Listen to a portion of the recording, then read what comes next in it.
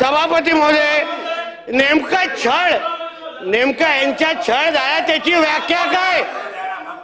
स्वतः लोकांची घरं तोडण्यासाठी हे तक्रारी करतात, केंद्रीय मंत्र्यांना अटक होण्यासाठी यांच्या फोन, आणि यांचा छळ झालाय.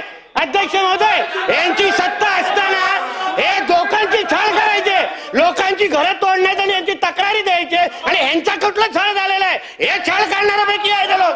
हे कुठल्या संभाजी महाराजांना तक्रार करतात, हे लोकांचे छळ करणार. आपण बोला. बसा खाली, खाली बसा, खाली बसा. परब आपण बोला. अरे कोण आहे हे? कोण आहे? सभागृहाचं कामकाज 10 मिनिटांसाठी तहकूब करण्यात येत आहे.